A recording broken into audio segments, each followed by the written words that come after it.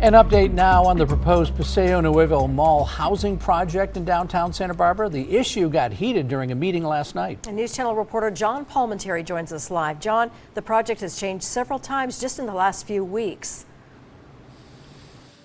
Yeah, the Paseo Nuevo housing project certainly has changed quite a bit. The mall has two large vacant department stores. We're standing on the corner of State and Ortega, which was once the Macy's store. Oh, this project could go through if it gets approved by the city council at some point down the road, and if it has affordable housing units.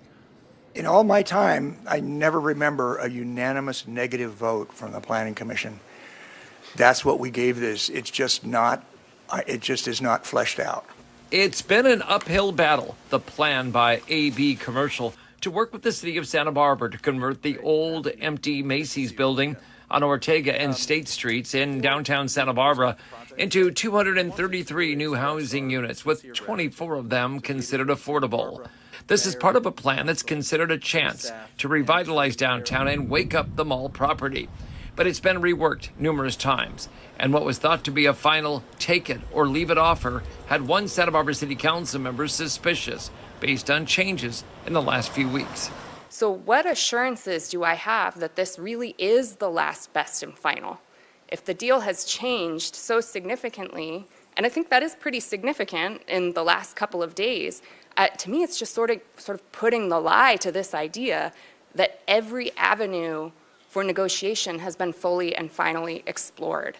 The hearing had other uncomfortable moments, especially over how some of the affordable housing options would be carried out. I asked the question maybe 3 times. You're going to be building the building and then handing the keys over to the housing authority? Yes. What this agreement now says is we might just hand you a demolished lot, which is a city asset, and we might in 5 years maybe build it or not. The day-to-day look to this section of the mall has been a lonely corner with a massive empty department store. But not everyone agrees the plan will wake up the shopping area.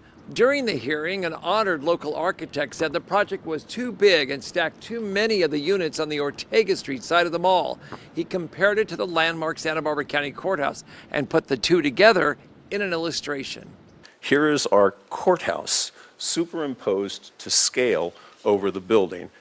I think that says it all, but this is simply too big. By the way, it's not 75 feet, it's 88 feet.